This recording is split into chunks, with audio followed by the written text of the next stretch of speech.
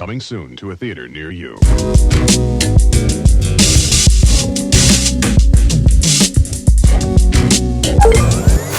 Yo, this is episode 39. It's been a minute, y'all. My bad. It's episode 39 of the Real Ones podcast with me, Mr. Marin, and my man, 150 grand, RB. What's going on with you, brother? Man, just living life. Life is life. Yeah, life is life, and for sure. Brothers is out here working. I done accidentally did well at my job. And man, tell him. Yeah, I became a damn assistant manager. Hey! I didn't want to do this. I didn't want to do this shit. This was supposed to be a temporary job, but, the industry is where it's at. I actually did get hit up about a job in November. Oh, really? Yeah, for a week. So, yeah. I'm about to do. You might take your time off, Yeah, of course. Yeah. I already told them. I was like, yo, this is what I do. Mm-hmm. And they was just like, I respect it, Mm-hmm. So, I'm going to take my little time off, get right back in the field and all of that. And then hopefully, because that's going to be like in November. So hopefully towards the end of the year, going to the new year, award season is in full swing. Yeah. I'm going to be right back in my bag. Yeah. Right back in my bag. You know what I'm saying? So I'm doing that. What's up with you, man? Same old, man. Still at Dodgers Nation stuff like okay. that. Yeah. Dodgers ain't been doing too good, so it's been interesting. I mean, listen, the Yankees is ass too. So yeah, they said it's that World Series burnout, so it's like yeah. I don't know. I my team was a dynasty at one point. I don't know about the Yankees. I don't know about no burnout. The Yankees was winning a few in a row. You know what I'm saying? But the A-Rod era. Yeah, all of that, man. Jeter, shout out to my son Jeter. Bless you. Thank you. Yeah, man. But but I'm just ready for NBA season to come back. Oh, honestly. dog. Am I? Dog. Listen, man. Shout out to the New York Knicks. You know what I'm saying? This is our year, man. This is our year. This is our year. This is our year. This is the first time. I haven't said this since. I didn't even believe this in '99 because we was asked during the season. So when we went on that run to the finals, like, oh shoot! But 2000, I remember 2000. It was the Lakers. Bless you. My bad. Yeah, I know the Lakers was and it was the talk. I was like, yeah, the Knicks Lakers in the finals 2000. Never happened. You know what I'm saying? Never happened. So I haven't been able to say anything like this since. But I truly believe the 25-26 New York Knickerbockers are going to either make the big game or go all the way. Go all the way? All the way, man. I mean, that's a big prediction. I mean, Boston Celtics. I mean, Jason Tatum's out, so you good. Halliburton, gone. Halliburton, yeah. Oh, yeah. Oh, man. East is looking weak. We have, there's no excuses for the Knicks right now.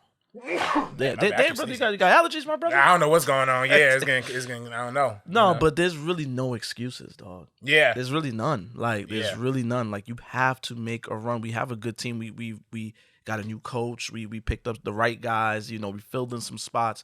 We got to at least make the run. Yeah, you know what I'm saying. Now the West is stacked. Though. The West is stacked. I kind of have a hard time even predicting my Lakers could make it. We know, we already know where they gonna end up. Nah, I mean, it could be LeBron's last season. He could ball out. You know what I'm saying? Luka could ball out. You see Luka looking mad skinny. You know what I mean? He looking good, man. I mean, he in good shape.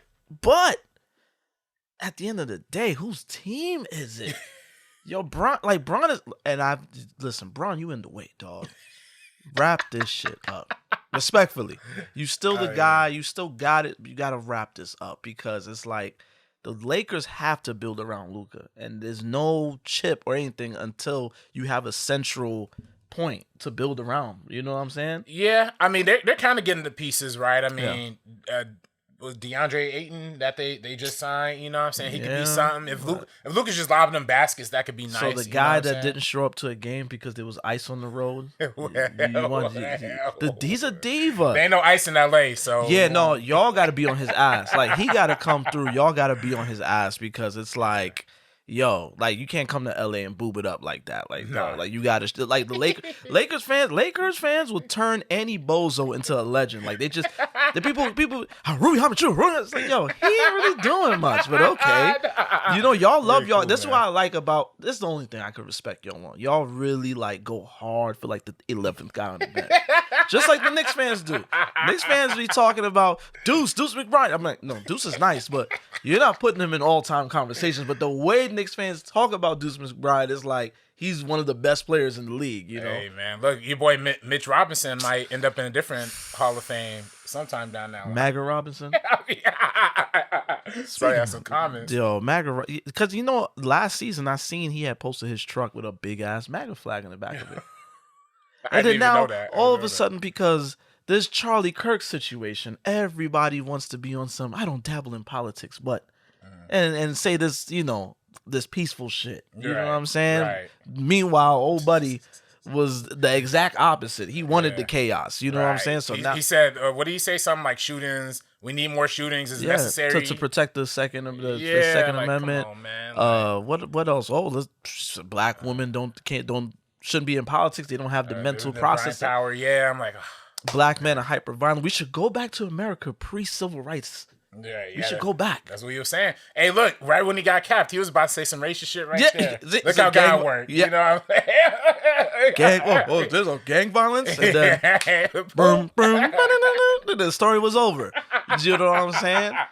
You got there's power in the tongue, my boys. Yeah. Like, you gotta be careful what you say. I had this conversation with somebody on Facebook, and I told myself in New Year I was not gonna be arguing with people. That's gonna make me feel like I'm arguing with a brick wall. Right. But I saw some ignorant comments, and it was like nobody checking it. And I was like, of course, it was a bunch of white people in one forum just talking to each other. I'm like, you know what? Let me hop in. And it's like, what you say, I'm very spiritual. So I believe in what you put out onto the universe will come back to you. Positivity. That's why I think I told you before.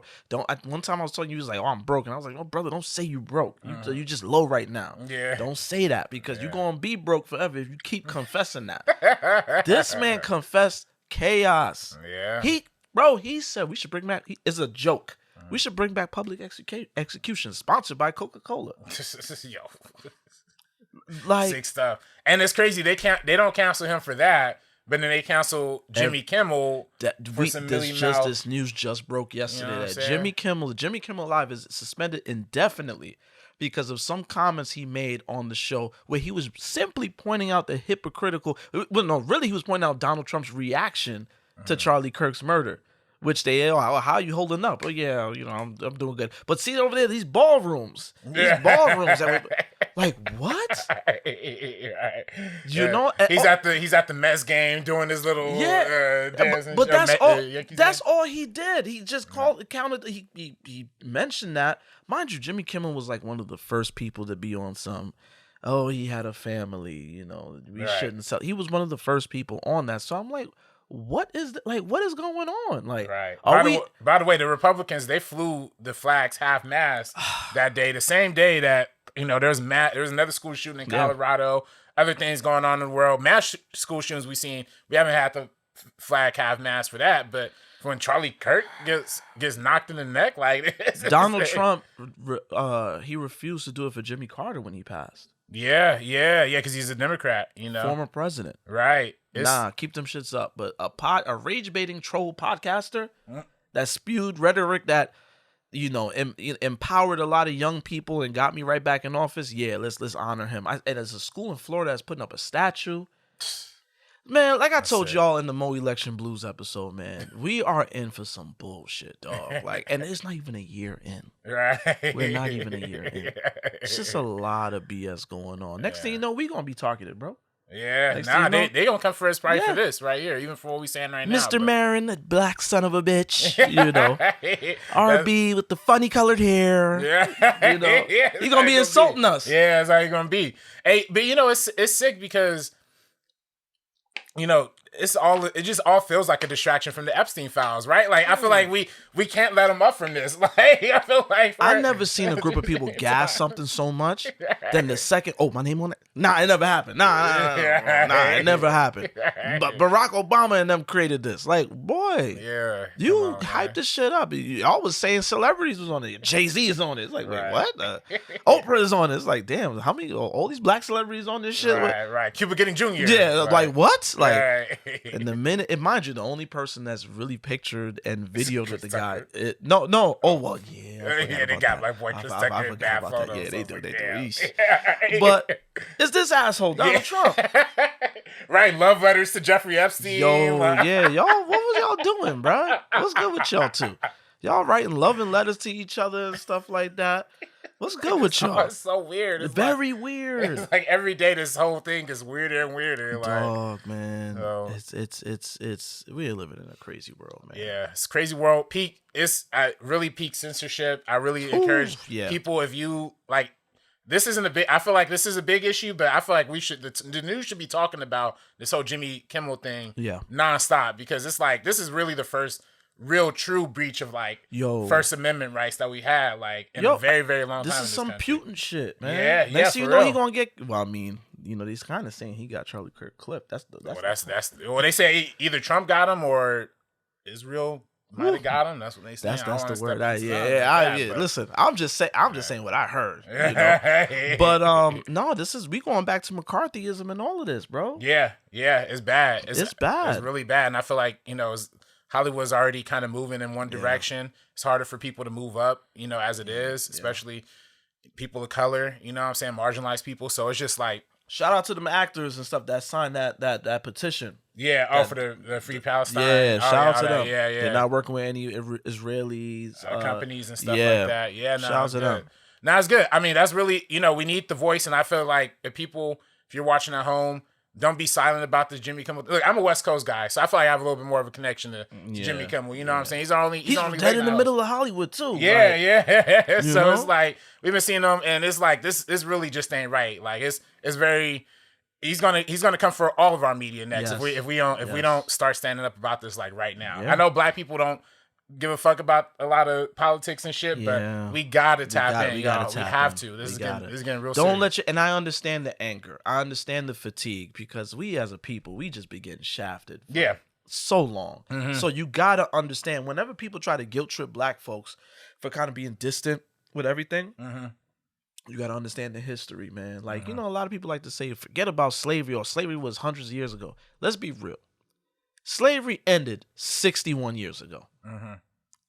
Pre-civil rights America was all the foundation of slavery and the oppression. That was still we there. Got our basic human rights 61 years ago. I know you know somebody older than 61. Oh, yeah. Yeah, my great-grandma, she had to move from Arkansas to California. She's part of that Great Migration thing, you know what I'm saying? Because it was just, she was born in like 1921 or 1929, I think. Mm-hmm. So she left in the 40s, you know what I'm saying? Like after the war and stuff. Like, yeah, because it was bad in the South. It's bad in California too. It's bad everywhere in the country pre-1960s, of course. But I mean, it was especially for our brothers in the South, you know what I'm saying? It's like, and they still, honestly, they're still kind of living with the replications of Jim Crow and everything to this day. You know what I'm saying? Just through the generational, like, not being able to acquire wealth all that generation. Now a lot of our people are just living, even struggling in even, places in the South and stuff like that. Let alone California. Yeah. Yeah. No, so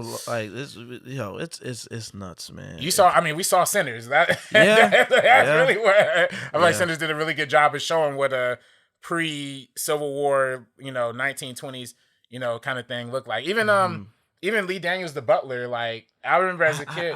I watched that on a flight coming here years ago, and I haven't ran it back. Yeah. I mean that that one it's okay. But it's funny because as a kid I was like, damn, they still had cotton picking and sharecropping like in the 1910s and 20s when this was set. But that was what that was. If you do your research, they still had that shit going on in the 50s, 60s, all of that shit in the more rural areas. You know what I'm saying? Like this is how these people was working. Yeah.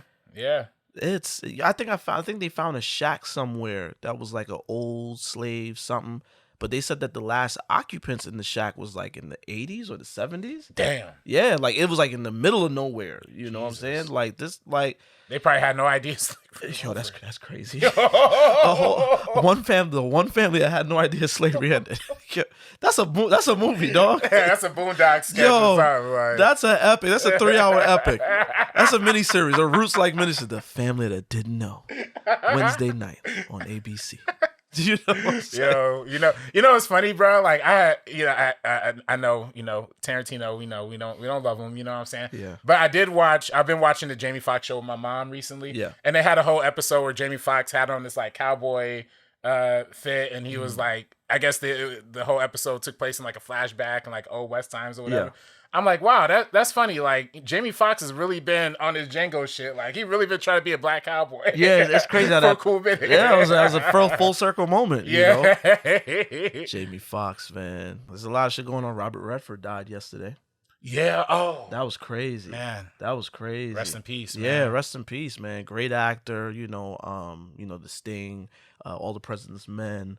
oh my God, what else is he? Butch and the Sundance Kid. Oh yeah, Butch Cassidy and Sundance. Sundance Classic. Kid. That's where Sundance got his name from. Yeah, he started Sundance Film Festival, and also for the younger folks, a lot of people in our generation that didn't watch those older movies, Captain America: The Winter Soldier. Oh yeah, I forgot. Yeah, he was in that. He's in a Marvel flick, yo, man. So shout out to Robert Redford. Literally everybody. I even know somebody that had worked with him and was in close proximity to him, and nothing but great things to say about the guy. Yeah. I haven't heard a bad thing or a more human thing at all. Like everything's just been like, yo, he's such a great human being. Mm-hmm. Forget it, just a human. He's a great human being. You know I mean, you can even see that in some of his movies, like the movie Ordinary People, which he won Best Director for back in the day. B. Scorsese back in the day for Best Director for Ordinary People. But even that was a great human, very real, kind-hearted film that obviously resonated with people. Yeah. And also shout out to a lot of his underrated cuts. He had one that was like in the 90s that I really, really liked. Yeah, he had a stretch in the 90s. He was working a lot. Yeah. Right. Yeah, I know. Hold on, let me see. Robert Redford. I had to Google 90s movies. Damn, he's born 2 days after me. That's crazy. River Runs Through It. That was the one. There you go. He was also in Quiz Show too, which is also good. Yeah, remember Indecent Proposal? I forgot about that. That one I haven't seen. I haven't seen that one. With Demi Moore. I remember that. Okay. Yeah, I remember that when I was a kid. Spy Game with Brad Pitt. Yeah, that's right. Spy Game. Yeah. Man.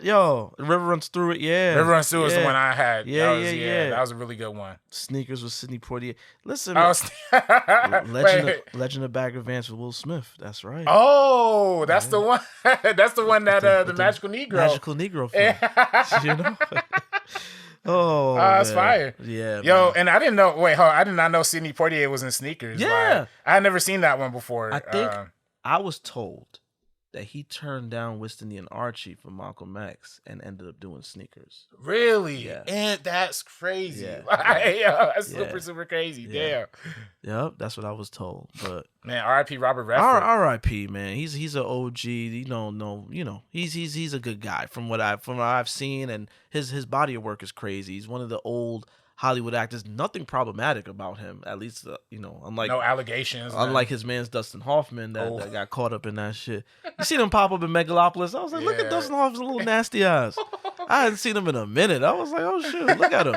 Wait, did you see that clip that popped off this morning of Shia LaBeouf and Francis Ford Coppola like on the set of Megalopolis? Oh, they got footage of them arguing? Yeah. Oh no, I gotta play this. I heard about it. There was whispers that that this happened. I did not know that they have footage. Well, obviously there's cameras around. I'm pretty sure they're gonna have footage, but I didn't know it leaked. Yeah, no. Well, I guess they putting out a whole documentary this week that's called the Mega Doc. That's like all behind the scenes footage from like the making of that movie. Is this commissioned from? It's official. Yeah, it's official. Oh, yeah. Okay. It's from legendary director Mike Figgis, who did a bunch of like old movies. I actually haven't seen a lot of his movies, but they say he's a legendary director. I don't know. Okay. He's going over here. Yes. Okay. So I need a little bit of. I still need something in my cars to get me here because I actually want to get here. Well, he's just accused you of shooting your thing, so you can do it the way you want. Okay, fine. I know what you want. I know what you want. It's just that's a great. I know what you want. Shot. I know what you want. I know what you want. Say a prayer. This is John Voight. Yeah, what if you say you're gonna have to prove yourself to me, son, and then there's a break in the action as opposed to saying it all at once? And I'll sit and I say I can't. Yeah, you're good. Yeah. Okay. And then you can say the rest of that on the other side. Yeah, sure. Okay. Does that mean I'm Francis just gave up. Your list of errors. So but you want to do all that without him behind your desk? Just that little piece. Yeah. He's got to get over there. Bro, this on the set, this takes up so much time. I'm trying. Right. Just like not getting the decisions. Yeah. Okay. He said what? I mean, if there's a reason why I have to have a shot over here when I'm planning to have a shot over there, because then I have the shot over there, then the scene's over. My action's no different no matter what he does. Yeah, so what are we inventing a whole step for? Where did that come from? Who was the director who came in here and started to stage the scene? You're obviously the director. Yeah, but I'm not having a chance to. Well, let's try it behind the desk. Yeah, the whole thing behind the desk. Okay, we're just sketching now. to show you something. Yeah, Shia, man. Okay, I'm happy. Right. He's a lot, dog.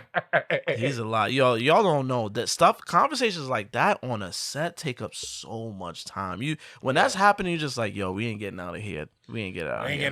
Yeah, because then they got to, like you said, you got to do a whole nother setup, do a whole nother lighting. And them setups be like 30, 40 minutes. Yeah. Sometimes. Right. It's like, that's 30, 40 minutes is close to an hour. So you're talking 2 hours of just setting up. Let's say. Yeah. You know what I'm saying? Like, if we get to an hour plus with these setups, like, this shit, Shia gotta chill, bro. Even Stevens, bro, relax. Relax, dog. He's even Stevens. I will say, in Shia's defense, he is also a director. So, like, he directed a couple movies. So it's like, but you acting right now. Yeah. Let the maestro do what he do, bro. Like, damn. Like, my man set up the scene. You just come like, nah, well, I'm gonna do this. Yeah. So what we can do, bro. You directing this joint? The hell? That's what Francis literally. He was like, what director came there and invented this? Like, my man's just sitting on the side, just like, because Shia is staging the scene as if this is his film. Yeah, you're talking to Francis Ford Coppola. Son, I couldn't, bro. Yo, to be a director, you gotta have the thickest of skins, and you gotta know how to wrangle these personalities. Egos, yeah.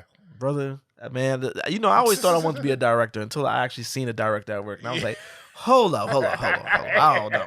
It's a lot. It's a lot to this. Even if the Titans, the icons, still gotta get in the jungle and wrestle with these animals. It's like, oh my god, like, what you mean they're just not listening to them? Like, they're just doing what they want to do? Like, oh nah, you gotta be a parent. You gotta be all sorts of shit on set. On top of making sure the rest of the crew is on their shit. Yeah. No, straight up. It's a different type of stress, dog. That's when they said Apocalypse Now almost killed Francis Ford. I see. From that clip alone, I was just like, yo, he's on his way out, and y'all stressing this man like this. Trying to invent all this new shit. Yeah, come on, man. Yeah, no, that's what I mean. It's funny. It's some directors who are just like very listening to actors and very collaborative. Yeah. And there's definitely some directors that are just like, no, we're doing my script, my way, only this way. And we don't do it in one take and one take only. That's crazy. It'd be some of the real incompetent ones that be on that type of time. Well, yeah, it's crazy. It's like it's always a crazy ratio, right? Incompetence and arrogance is like, it's kind of like a balance you kind of have to have on these.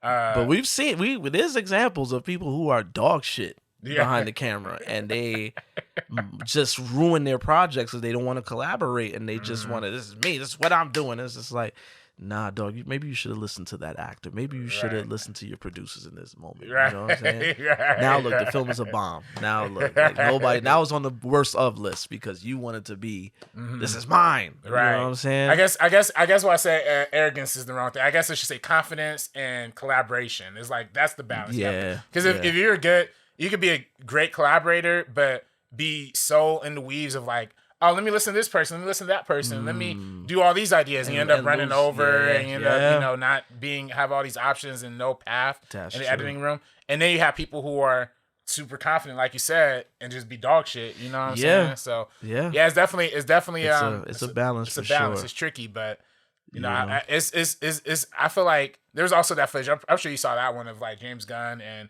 David Cornsweet kind of going back and forth on the Superman set too. I feel like that's kind of a more healthier kind of that was not tension. It was more so it's a language that's hard to convey to people that's not on sets that never really seen that before. Like I know a lot of people was on Twitter hopping in and saying, "Oh, look at this, Snyder. Yeah. Oh, look at this, a mess. Look at them. They don't even know." Shut the fuck up. Like they were having it was a lot of energy in the conversation, but it wasn't tension. You know that they have respect for each other, but it was just two creatives really trying to get to the nitty gritty.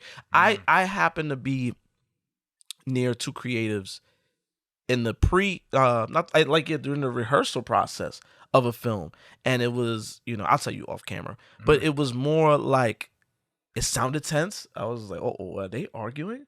But then like when you heard it, like they were just really smoothing out the kinks of certain things. And hey, I think my character would do this because, and then this guy he created a whole backstory for his character that the director was just kind of like, oh, okay, yeah, that may make sense because the director's coming from one point of view. You know what I'm saying? Like it was just, but it was very like, and then it was like, all right, cool, all right, and then the product was the product. He ended up getting nominated for Academy Award. For Oh shoot! So see? it was like, yo, like you know what I'm saying? You know, so it's something that's different. If you're not in the field, you don't know. Yeah, right. You know what I'm That's saying? really what it is. It's like it's a great conversation to have, especially in that moment in Superman. That's the most important moment, I'd argue, of the film. Like, because it's, and especially for David Cornsay, he probably feels it too. Like, this is going to be that monologue that like makes or breaks this movie. Like, that monologue was trash. Like, that movie might have not been like as you know went successful. smooth off the rails. Right. Because people would be like, oh, it's just cheesy. This is corny. Yeah. I mean, that whole movie is a balance of corniness and. But it's good corniness. Yeah, exactly. You Exactly. But I think it's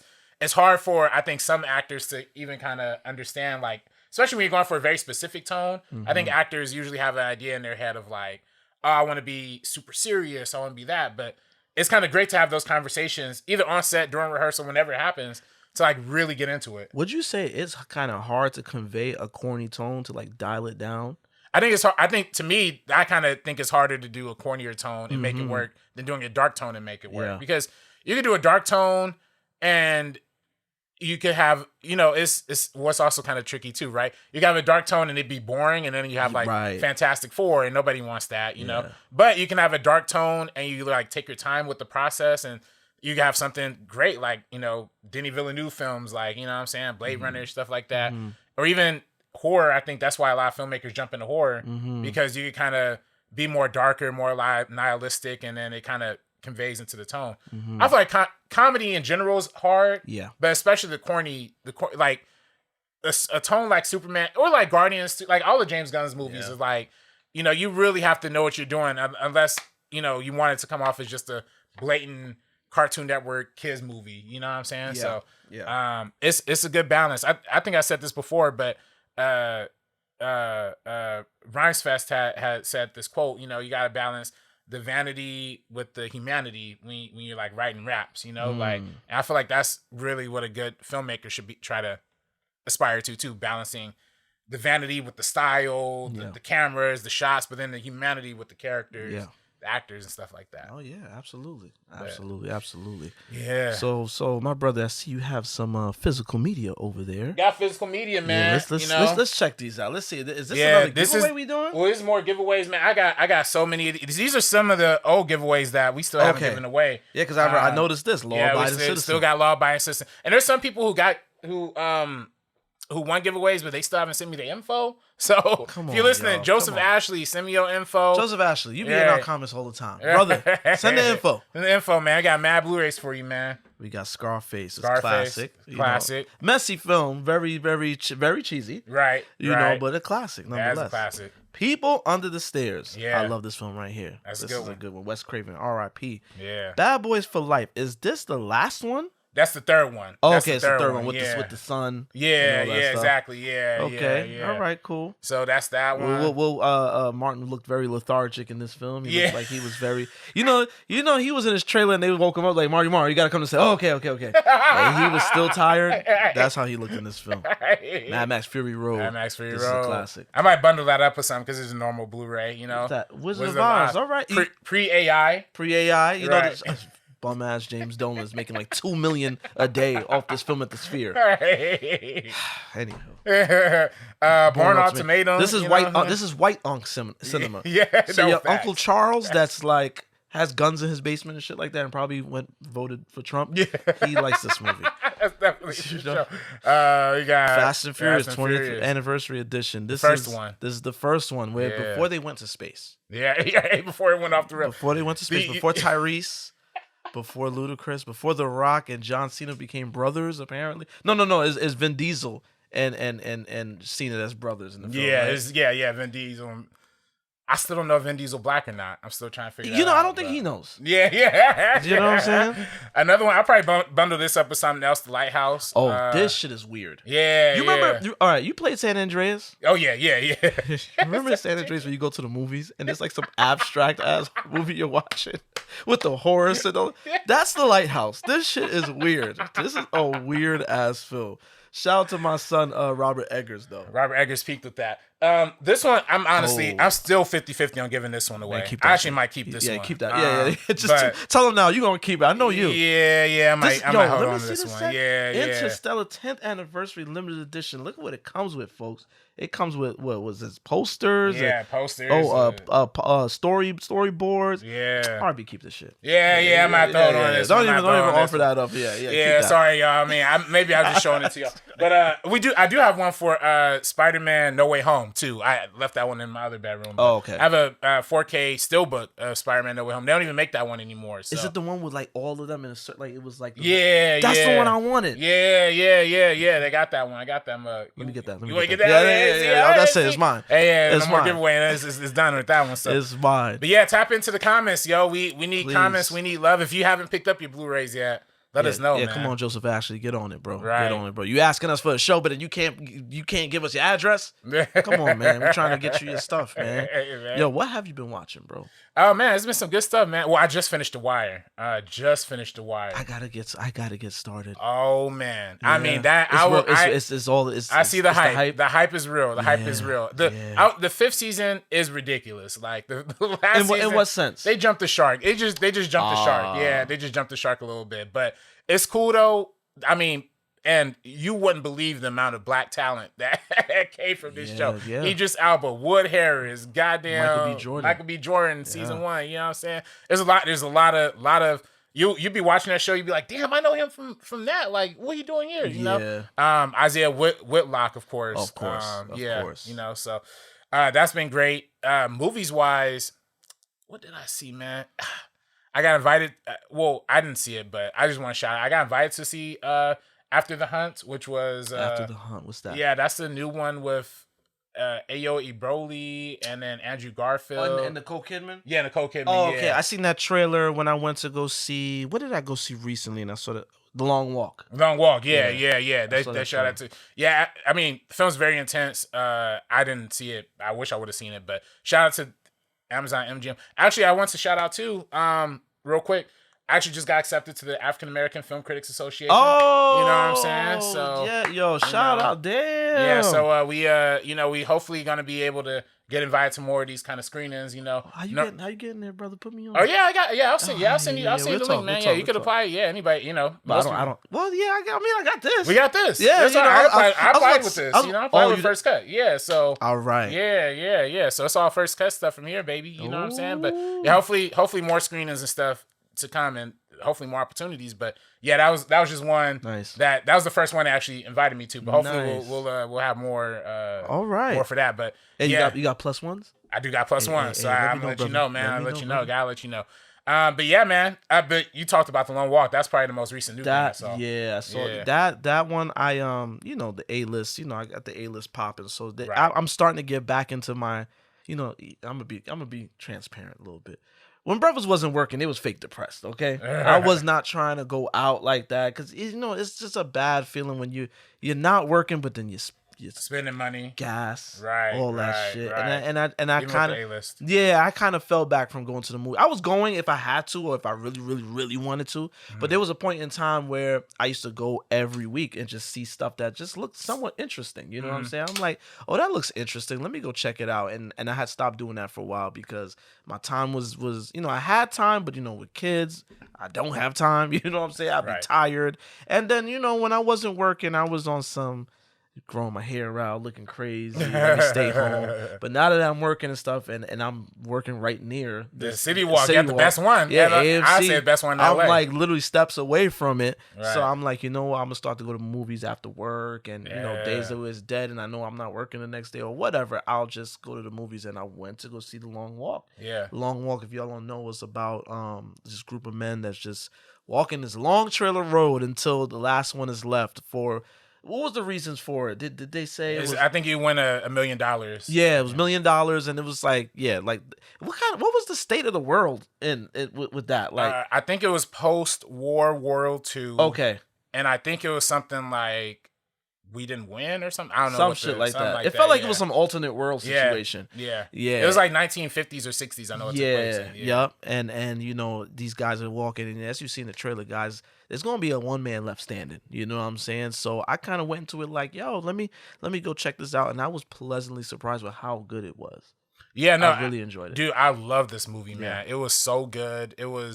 We've seen a lot of these kind of movies, you know, between like Hunger Games, Squid Game, Battle Royale, where it's like a bunch of people trying to survive to like win this money. And it's always kind of hard to watch because it's the commentary on the state of the world, right? Like we all would make some sort of sacrifices to get to our money. What would we sacrifice though, right? But this one, man, took it to a whole nother level. I think this one was more brutal to me. And it's from the same guy who directed the last 4 Hunger Games movies, Francis Lawrence. I think to me it makes it more tragic because it's R-rated.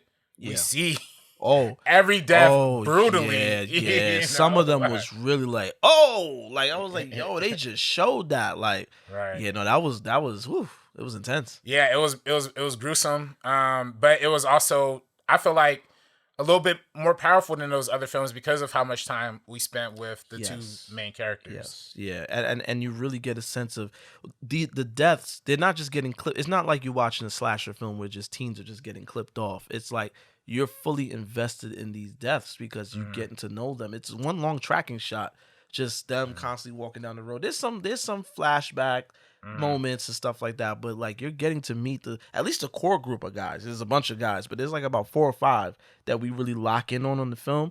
And then when you see them get clipped off, some of them are, when you know their time is coming up, it's like, oh shit, no, not them. You know what I'm saying? Even though you know it's gonna happen, but that goes to show you how the film kind of got you there. You know what I'm saying? Right. It made you really connect with these guys. You know? Yeah. Nah. Facts. That's really what made it super impactful. The performances from both of those guys. David Johnson. I have a nitpick. Okay. What's your nitpick? And this might be problematic, but just run with me. You know what I mean? Okay. Listen, man. You gotta stop shopping in the clearance racks. What you mean? Listen. There's a lot of black Southern actors. Shout out to David Johnson. I think he was well. He did a fine job. But his accent was on struggle mode. I mean, it was like and especially in the beginning when he was really yelling and stuff, like it was like, all right, like, you know, you was getting a good performance out of him, and he was getting, but his accent was in the beginning of the film. I didn't know what he was saying. Yeah. He was fighting to kind of lock in that Southern thing with the English. You know what? I take it back. They say you shouldn't make friends on a long walk, but fuck it, I sort of like you three. Even you, Olsen. Fuck off. No, I'm serious. Hey. A short friendship is better than no friendship, right? That's what I've been saying, That's what I'm just saying. Listen, man, I get it. These brothers is cheap. These brothers and sisters is cheap. Oh, damn. I get it. But goddamn, son. I know y'all could find some homegrown talent. No, like I'm being funny. He was good. No, he was good. He was good. I like him. I'm being funny. Yeah, no. Let me just, you know. I'm with but you that. know what I'm saying, too, though. No, both it's things true. can be true. No, it's true. It's true. There's probably a Southern brother they could have got. Yeah, you know, like it was just, because even the other brother that was in line, like that was from like New Orleans, or he was more like, you know, I get it. Right. You know what I'm saying? But that you know, it's, you know how that goes, man. You know what I'm saying? They probably thinking this guy has he's not even a star per se, but he was an alien Romulus. You know, you think they're trying to set him up? You think they're trying to make him? I think they're giving him the push a little bit. Him and Aaron Pierre is going to be Aaron Pierre, Damson Idris for sure. Like, Damson I think Idris all for three sure, of them are getting the push right yeah. now. Them three Brits. Yeah, you know what I'm saying. See what I'm saying? But I mean, in terms of American black movie stars, what we got? Michael B, Jonathan Majors. I mean, Kevin Jonathan Hart? Majors would have been good in this role. Well. All right. Enough.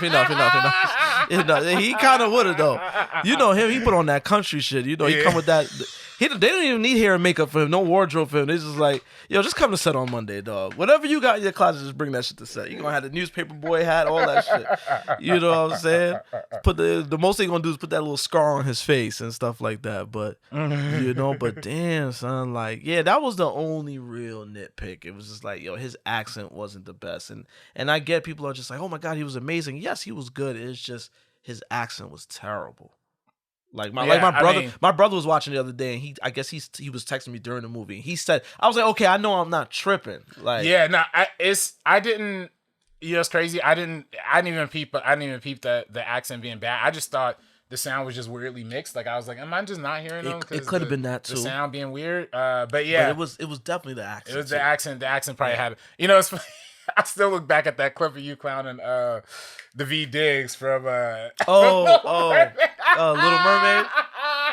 Yeah, the Jamaican crap. Yeah, because what was that? I don't know what that was. It was just like a mixture of like anytime they do Caribbean in film, it's like the most generic, watered down shit. Like there's an English movie that there was a Trinidadian lady in it, and it was like she was really Trinidadian. Like the way she talked, I was like, oh wow, they actually found a Trinidadian, but you know she's in London, you know, Right? which yeah, ain't got hard. They out there, right? You know what I'm saying? But it's like, yeah, man, like yo, we gotta start like, yo, listen, if y'all gonna do Caribbean representation in these films, like you gotta find somebody that actually live in Brooklyn or something, or know that like if you okay, I get it, ain't a whole lot of Caribbean actors that you could pull from, but find somebody that can lock it in. Like I'm not say Denzel. No, Denzel's. This is one of Denzel accents ain't the best. Yeah, I was gonna say that British accent. I love you, D, but that's not it. You don't understand, do you? The 200 pound has got nothing to do with it. I appreciate your predicament. Appreciate? You don't appreciate nothing. Where were you when the bullets started flying, eh?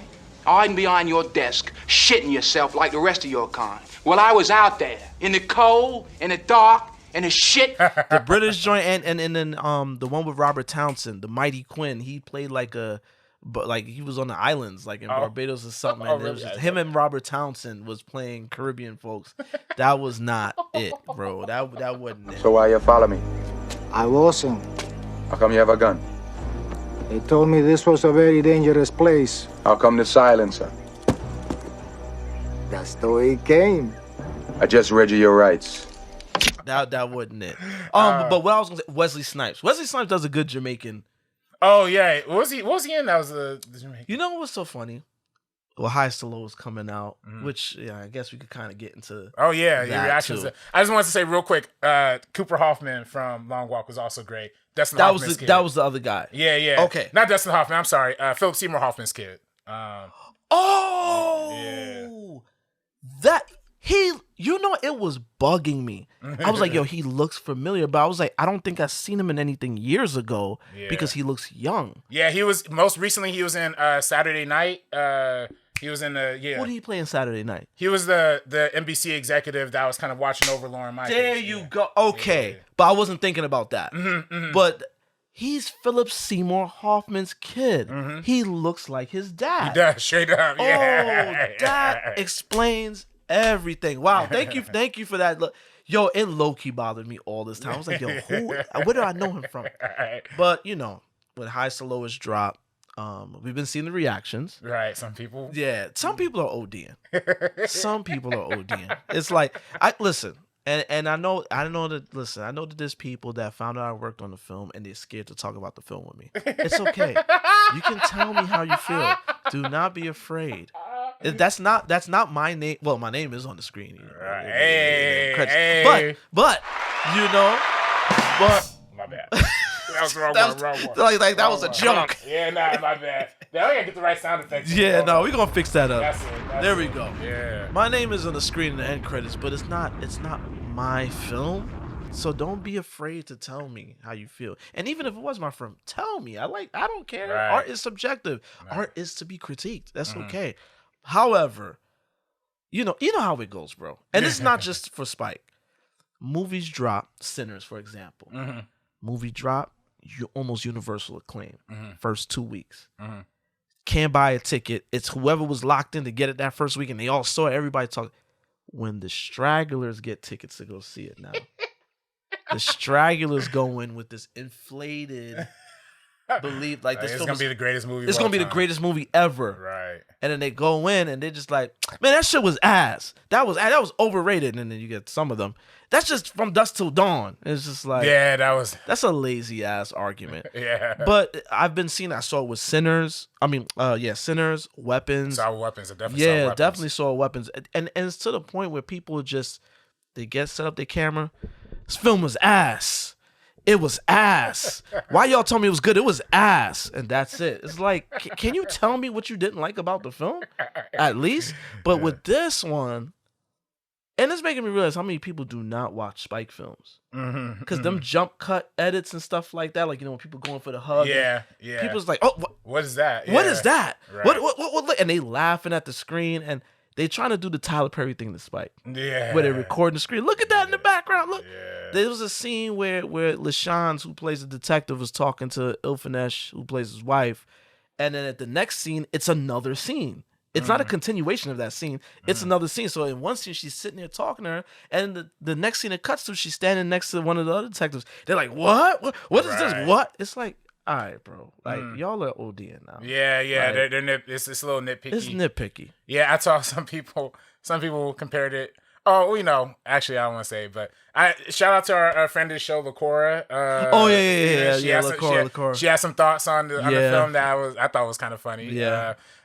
I think she might have compared it to like Tubi level, kind of situation, which is I thought, now that I don't want to say Tubi. I will say there is one scene that is like low key Tubi. Like what? Just the one scene of like when it's like Denzel chasing A$AP Rocky, and then it's clearly the stunt double. Yeah. It's just, I wouldn't say it's Tubi, but then my girlfriend sent me a TikTok the next day of like the Tubi people. Shout out to my son Clay. I ain't gonna hold you. He came on set from a side profile. He looked like Denzel. Yeah. But when he gets to running, it's like, hey, Denzel. This movie really made me realize, damn, this is old man D. Like, Denzel's old. Like, you know what I'm saying? Like, this is one thing I can say about the film, and now that I've watched it again, I've had more time to think about it. This is like Michael Jordan on the Wizards. It's still great. It's so great, but it's not. Listen, and I hate to rank. I hate ranking. All right. But there's 5 films that they did. I hate ranking. I'm not saying The Highest and Lowest is not good. Right. But it's at the bottom of their films. Of their films. That's not to say it's not the worst Denzel movie by far either. Definitely. And that's another thing. It's the worst Denzel movie. Have y'all not seen Heart Condition? Have you not seen Virtuosity?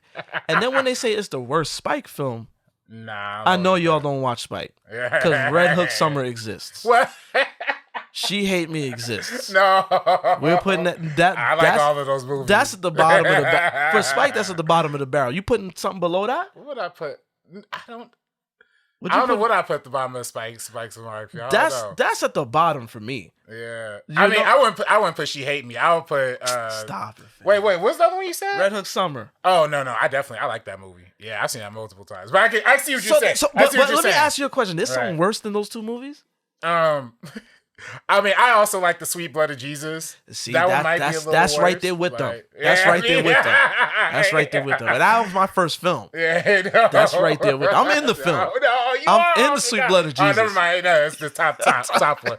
I'm putting that down there. That's down there with them. You know what I'm saying? But Highest and Lowest is not even in that tier. Like, no. It's definitely in the higher mid-tier. Absolutely not. Yeah. Absolutely not. But I say all of this because I ran back Chirac the other day. Oh yeah, that's a good one too. And I said it because Wesley does do a little Jamaican thing when he's talking to Jay Washington. Yeah, that's right. And Wesley, he does a good Jamaican. But yeah, I watched Chirac the other day. Yeah.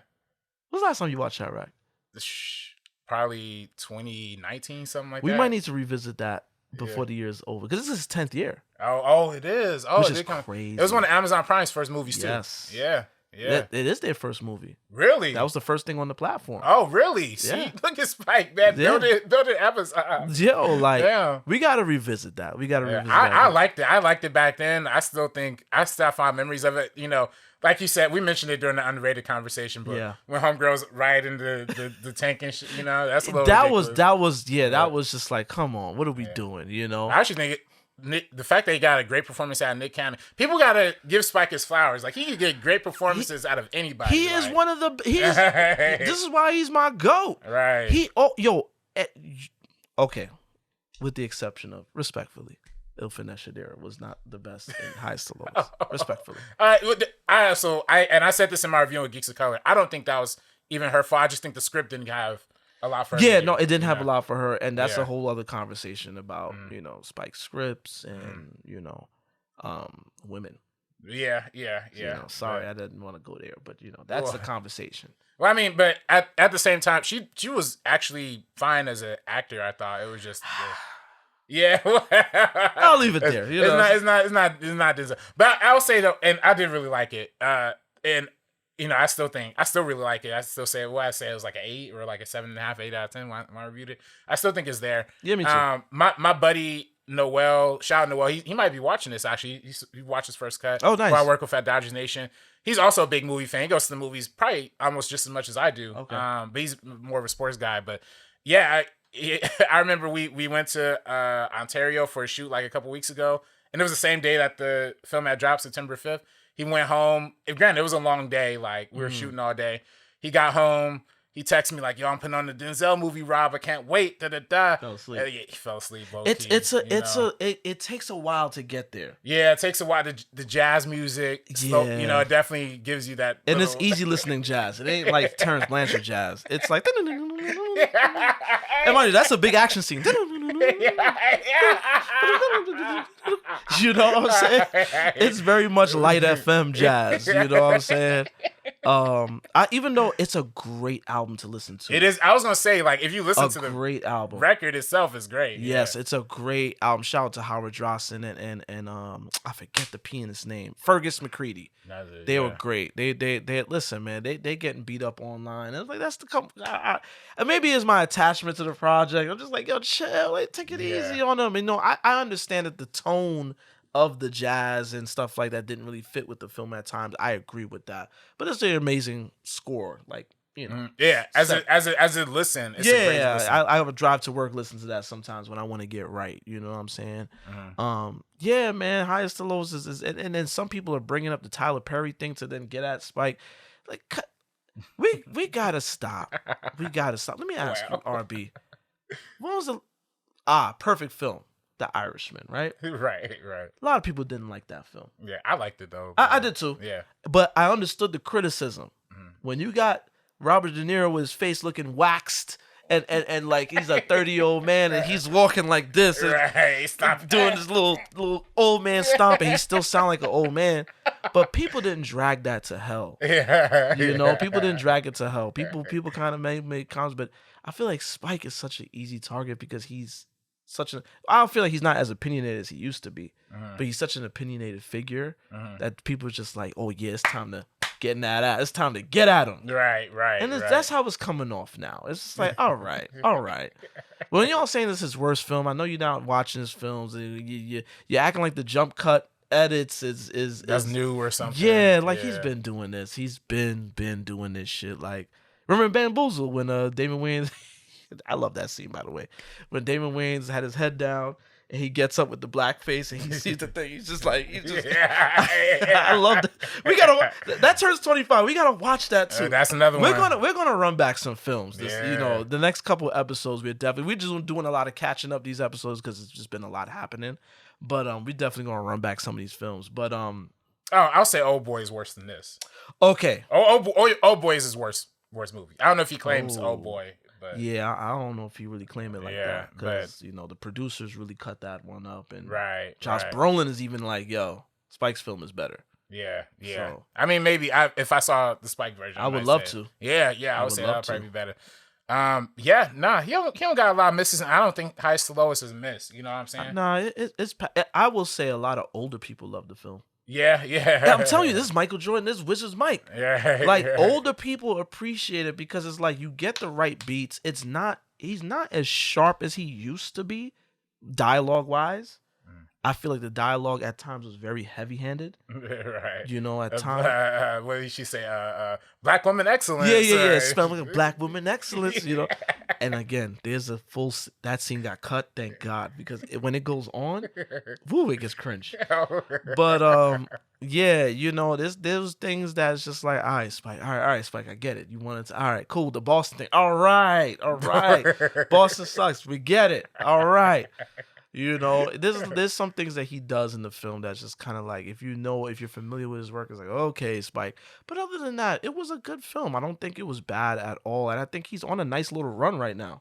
If we're being honest, like what would you say from Chirac on is a nice little. Yeah, little I literally pulled up his filmography. Yeah, Chirac, and then Black Klansman. I mean, he has documentaries in between there too, of course. Chirac, Black Klansman, The Five Bloods, and then Highest to Lowest. I mean, that's a good little run. Yeah, that's a fire run right there. American Utopia is going to be next on Criterion. They're adding American Utopia. Yeah, the David Byrne joint. That's like a concert performance film. That Spike directed. Oh, speaking of which, House Party is coming to Criterion. Oh, for real? Yes, November. Finally, House Party is coming to Criterion. Put some respect on House Party, man. You know what I mean? Nah, need to. House Party is a classic. Speaking of House Party, man, not speaking of House Party, but speaking of other things we talked about in the past, did we talk about the Sign of the Times re-release? Oh, how could I forget? Yeah. How could I, of all people, forget?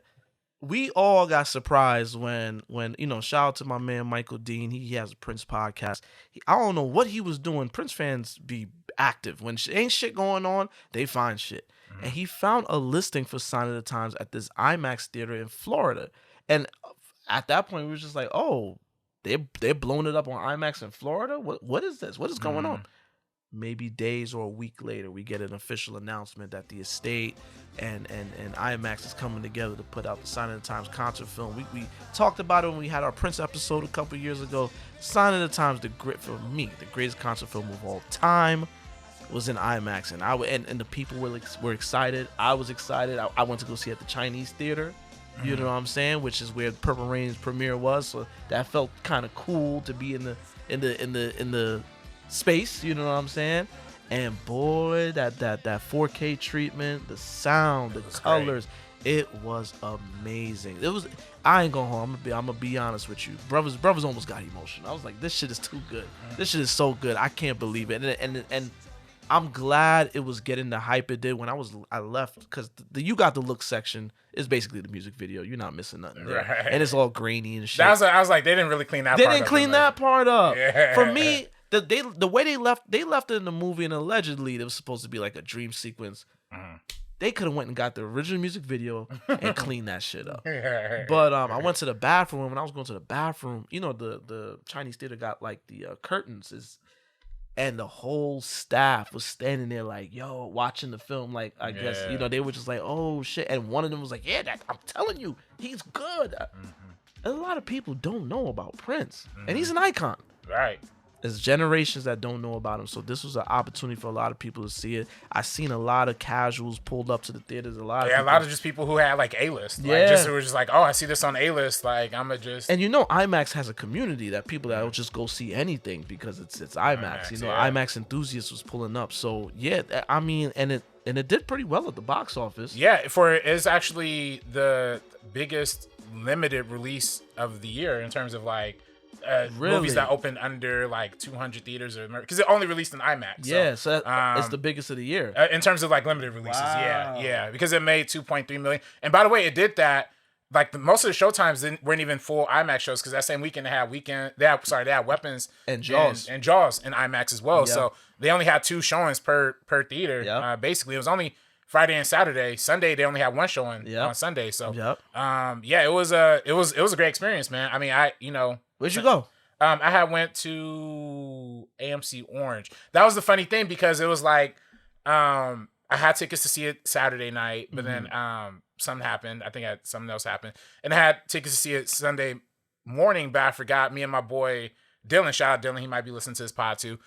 We had tickets to see Tenet at the Academy Museum. Oh shit! Yeah, so I was like, damn, I kind of missed both times. Literally the only time they had in LA on Sunday at like 7:00 was like in Orange County. So I drove out to Orange County, saw it real quick. They had a little Purple Rain lemonade at the bar at the AMC. Got me a little sip on. You know what I'm saying? It was funny when I saw it. I think it was like a whole group or like a whole like office place had like brought a bunch of group tickets to like see it. So it was a bunch of like older white people in there in my theater. And then the dude who I sit next to, he was just like you said, like an IMAX enthusiast. He just like, I saw it on the A-list. I just bought the ticket. I was like, oh damn. So then, but literally everybody was jamming, man. Everybody was jamming. Everybody was turning up. It was a concert at one point in my theater, bro. Yeah. The people were really, there was a section of theater that was literally like they was at the show. Everybody was clapping after every performance. It was a great, that's not the first time I've seen it on a bigger screen, but it's the first time I've seen it in a theater and IMAX at that, which is like, so, you know, my aunt went to go see it originally and she told me about how the theater was. So I was like, damn, I wish I experienced that. And I got a chance to. So that was ill. That was very, very dope. And then I ended up seeing Jaws the next day. Yeah. That was also a dope re-release. Amazing. Yeah. That shit was packed. Yeah, it was packed, really? At the City Walk? Yeah. Jaws was packed. It was like, that's a big screen. It was it was like opening night for some new movie. Yeah. Like, people would I like the re-releases, man. Yeah. Jaws is a perfect film. That's a great film. That's perfect a great film. film. I actually saw my re-release. I saw it in 3D. They had a 3D version of the re-release. I think my brother went to see it in 3D. He told me it was fire, but I really want to watch it in IMAX. The IMAX, yeah. But the 3D was good. 3D was good. I will say very, very tiny nitpick, but there's one shot where like one dude kind of turns his face away from the camera, some extra. I don't know if they used AI to like upscale it or something. Very blurry. You can very tell like that was one thing they didn't clean up. His mouth like right here and his eyes here. Yeah, shit. Exactly. And he did. It was a real quick shot, but you're watching it in 3D, and you know me, I get the right in the center and middle, so I'm getting every frame of it. I'm like, damn, that was the one shot that was off. But otherwise, perfect movie. Perfect conversion, you know what I'm saying? Yeah, that shot when he's throwing the little bait in the water and then the shark pops up right behind him. Yeah. That was a great shot in 3D. I ain't gonna front, man. There was moments in the film that made me jump. I was like, oh shit, I've seen the film so many times. Like, why am I still jumping at this? You know what I'm saying? There's that one nightmare scene that they kind of have in there that kind of made you jump a little bit. There's also some a lot of human moments in there, like when he's like playing with his little son and the thing. Like I'm like, damn, okay, they like Spielberg is really like kicking at the shooting star that goes in the background, for no reason. They don't even explain it. I'm like, okay, this is like Spielberg was kind of cooking in terms of. Listen, man, I'm telling you, since I saw that doc on Spielberg that was on Max, I have a whole new appreciation for him, and I had to just learn to. Spielberg is Spielberg, so we kind of just be like, oh yeah, that's Spielberg, but no, that's Spielberg. Like, he's fucking ill. He's ill at what he does. So it's like, he was in his bag, and then we talked about the backstory of the film and how it almost was not a thing, and it was just a terrible shoot for him. Right. But he made one of the greatest films of all time. He did. Like sometimes the director feels like I'm putting everything into this movie. Like this is the last movie I'm ever gonna make. This definitely felt like that from Spielberg. Even in the scene where it's building up to the shark tension, and then we're getting people walking across the camera, and then it's cutting. The wipes, and then it goes to the when it's going up to Roy Schneider, and the more people walk. It was so good. He directed his ass off in this movie. Dog. Like that's just crazy. Like that's just crazy creative to. It's funny you picked. I was watching that scene. I was just like, like I just wanted to be like, that's so good. You know what I'm saying? Even just the way that they managed the shark tension. That like you didn't see the shark really at all until the end of the movie. Right. You know what I'm saying? And it was really that scene where the shark jumped out. That's really the first time you're seeing the shark for real. You know, man, that movie was that movie is great. It's just.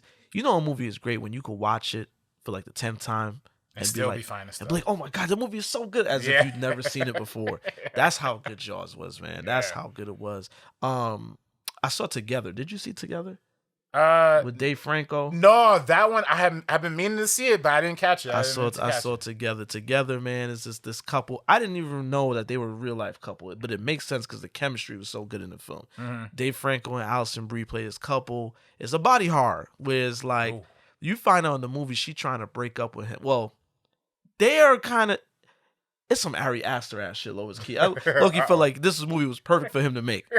But it's like they are low-key about to break up. There's a lot of weird tension between the two. And it's like she wants to be with him, but he's being weird. And it's like she kind of want to break up with him. It's low-key like about a toxic-ass relationship. And then like they come across some shit which makes them come together. Like they start to like freaking forge together and stuff like that. And it's just a sick body horror. But it was good. Oh shit, I got peep. I got it. Please check it out. Check it out. Peep. Yeah, me when my brother was here, it was like it was a late show. He was like, "Fuck it, let's go to City Walk and watch it." You know what's funny?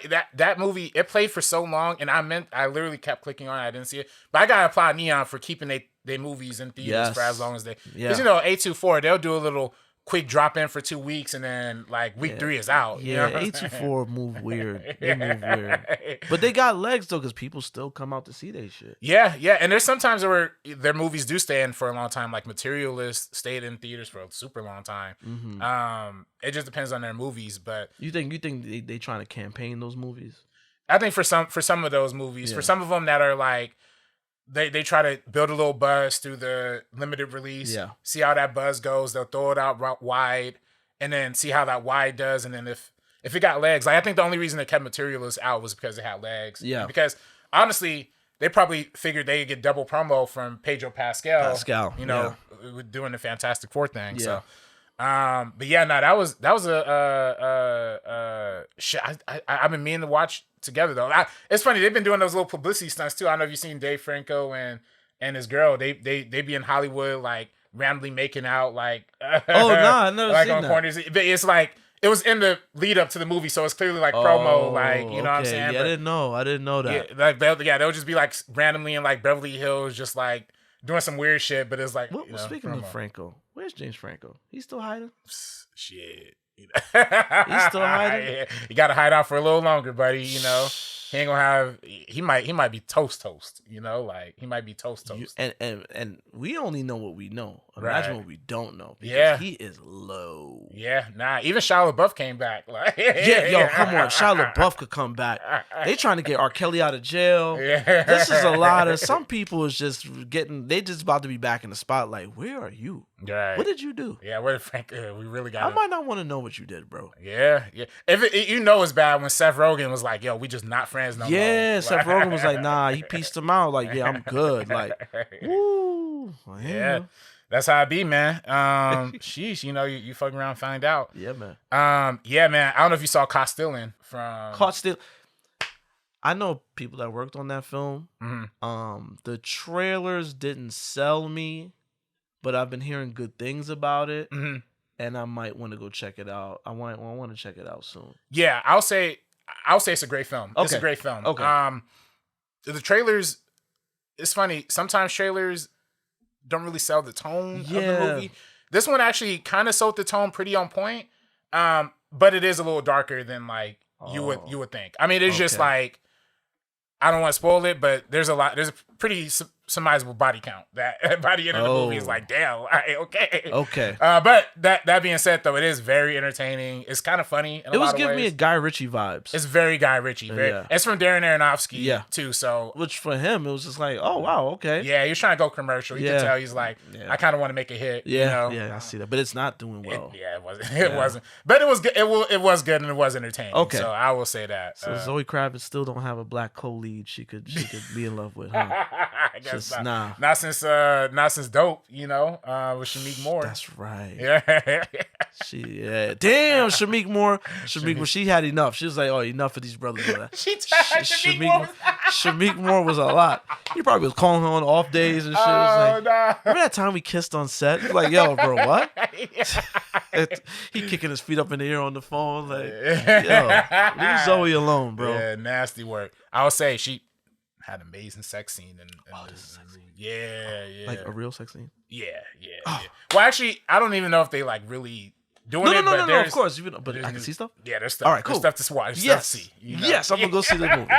I'm going to go see Caught Stealing. Don't worry about that. You got my ticket, AMC. You already know. Yeah, see, A-list, man. What else did I check out? I went to the movies a few times. The Conjuring. Conjuring? Yeah, I know that's not. I know you. Yeah, I'm not watching that shit. Don't be scared. My daughter likes the Scream movies. So she convinced herself she's a horror girly. It was like, yeah, let's go see it. Her ass was damn near hyperventilating off of the first jump scare in the film. Really? Yeah. I kind of was like, damn, I got her fucked up. I got her in the middle of the shit. Like, she might not make it through the movie, but she made it through. We went to Northridge to go see it, and it took me back because I got reminded of them annoying ass Fridays going to the movies as a teenager, where every teenager is in the theater. Yeah. I haven't been to one of those in a long time. Like, no, it really made me realize I haven't been to the movies like that in a long time. Because when I go now, I go preview showings Thursday night. You know what I'm saying? If I have time Friday, I try to go at a time where, and I go to theaters where I know there's adults. City Walk. Oh, you're not gonna see a whole bunch of teenagers. That's all cinephiles over there. Yeah. Yeah. You know, Chinese theater or whatever. But see, the Northridge joint is right next to the mall. It's like connected to the mall, damn near. You know what I'm saying? So it's like, yeah, it was annoying, bro. Just that lobby, they was just, all of them were getting dubbed at the door.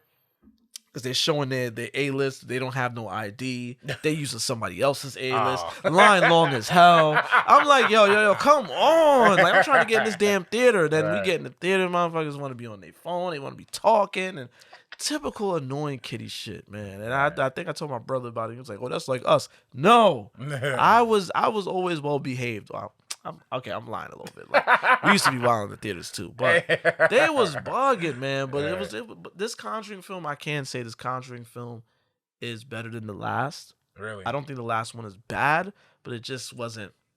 It didn't live up to the Conjuring name. This one was good though. It's no James Wan. Right. Conjuring 1 and 2 is still goated. Yeah. But this last one was pretty good. I feel that. They made a lot of money too. So all this is about to be the last Conjuring. Warner Brothers. Full of shit. Yeah. They about to run it back. They about to find a reason. Oh, you know, it's an alternate universe. Ed and Lorraine Warren or some shit or prequel. Because they kind of show the younger versions of them in this film. Oh, really? So I think they was kind of planting the seeds for a prequel. Yeah, I know they ordered a prequel for HBO Max or something like that. There we go. Yeah, so it's probably gonna be a series or something. But yeah, damn, I didn't know. Damn that. So are they like? I mean, maybe I shouldn't ask. Maybe I should. But do they die at the end or like? No. Oh, okay. So they hypothetically can make another one with Patrick Wilson. Yeah, they could. I think they just want to, for Vera Farmiga and Patrick Wilson, they might want to just be like, all right, we on to something else. But they do, they do a text thing at the end where they explain that they both died when they got older, and they really do close the book on their story. Interesting. Yeah. Okay. Yeah. Now I could kind of see it. Actually, did I tell you my James Wan story or my Conjuring story? No. What happened? So shout out to 2016 RB3. You know what I'm saying? Oh Lord, this was when I was in college. What you do? They had, how they used to. They still do test screenings for movies. So they invite you early with them little passes outside the theater. Show up to this theater at this time. Okay, so I do that. Turns out the movie's Conjuring 2. Boy, that shit was scary. Yeah, it was scary. It was cool. To be honest, I'm cool on the Conjuring films. I've never been the biggest fan. Like, I thought first one was okay. Second one, I thought was cool too. So when we was at the test screening, I was watching it. I'm like, all right, this is cool. Kind of has some nitpicks. Wasn't really feeling it. And then they asked, me being an opinionated brother, they asked like at the end, like, oh, who wanna speak up? Who got some thoughts? And James Wan was there? Yeah, I think so. They kept saying like, everybody wants to come, who wants thoughts, come to the front of the theater. So I go to the front, and then they like, whatever you do, don't look back. I was like, okay. And then I like try to look back. I couldn't see, but I feel like the brother might have been there. You know what I'm saying? This was a week before the movie came out too. Okay. So I went. I don't know what was wrong with me, but maybe I was just on some hater shit. But I was like, yeah, I didn't really like that movie. I thought the guitar scene was stupid. Like, why they that shit at the end, it didn't make sense. Like, it kind of came out of nowhere. Oh man, oh god, that was me. Just some hot head. And what happened? Shit. I mean, nothing. You know what I'm saying? I just left. They didn't boo you or anything like that? Nah, they didn't boo me or kick me out. You know what I'm saying? But I didn't. I mean, I never seeked out going to a test screening again after that. But, well, horror just ain't your bag. Like, it's not my bag. Yeah. Maybe I was just like being too nitpicky and shit. And who knows? I mean, who gives a fuck about what I say, right? That movie made like $1 bajillion, like, and they didn't change a single goddamn thing after my feedback. Bro, I ain't gonna hold you. I went to go see Conjuring 2. I was out with some friends after work, and they were all there with their girlfriends. It was like 2 or 3 couples. Everybody had their significant others. I'm the odd man out. And they're like, yo, this Conjuring just came out. Let's go see it. So I early Stubbs member. I had the joint. And I went, and I'm in the theater watching the shit, and I don't got no boo with me. I'm just by myself. I'm by myself, feeling vulnerable as hell. 'Cause I'm like, I can't even try to act like, I can't even deflect and try to talk to somebody to distract me. That shit got me. That nun scene, the nun introduction, The nun that shit was scary. Crazy. You're right. And then the second time I went to go see it, I came out here, and I saw it at the Cinerama Dome, and I went to a late show to see it at the Cinerama Dome. And yeah, that movie scared me, yo. To the point where my car was parked, it was like in a dark. I don't know if you remember like the parking thing in the Cinerama Dome. Yeah. But there was like a little dark area, and that's where my car was parked. Oh, no. I was so scared to walk back to my car. I was like, yo, nah. It was on some shit like my car was and you see the light flickering. Nah, son. Nah. It's too scary. Nah, you know. But I love James. I think that movie solidified James Wan to me as one of my favorite directors. Conjuring 2? Conjuring 2. Oh, damn. So you really like Conjuring 2? I really like the first. The first two I really like. Yeah. But that's my bag. I like supernatural horrors.